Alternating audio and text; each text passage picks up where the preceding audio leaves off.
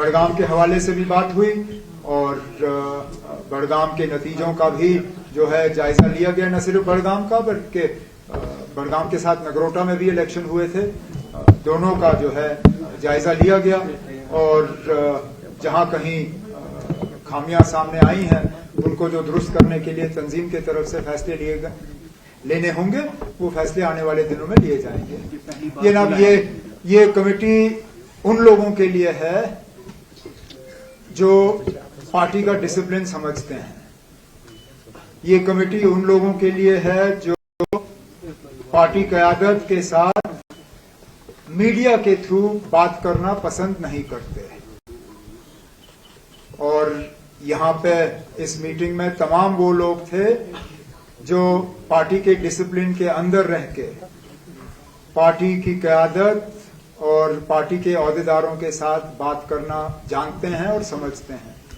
और मुझे हैरानगी इस बात की है कि उस शख्स का ज्यादा फिक्र आपको है बनिस्बत के हमें।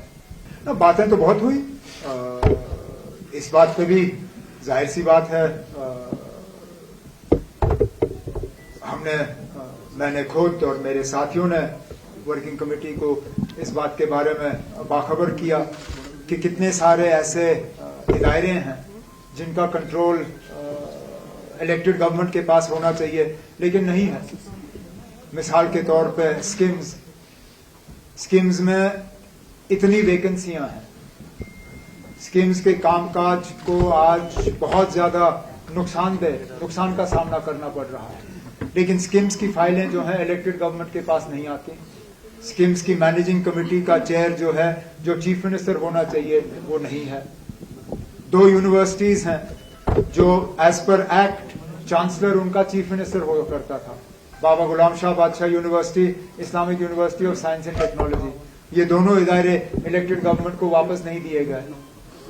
Cultural academy, power development corporation, इस तरह की बहुत से ऐसे मिसाल हैं। डायरेक्टर इंफॉर्मेशन, ये पोस्ट जेकेएस अफसर का होना चाहिए, इट्स अ कार्डर पोस्ट फॉर जेकेएस अफसर्स। क्या मजबूरी है कि उस पर बार बार आईएएस अफसर लगाया जाता है?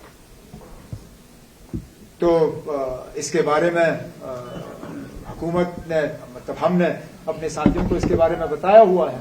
और जैसे रेजोल्यूशन में आपने सुना दूसरे नंबर पे, इसका इलाज यही है कि जो वादे मरकज के तरफ से जम्मू कश्मीर के लोगों के साथ ही नहीं बल्कि मुल्क के लोगों के साथ किए गए,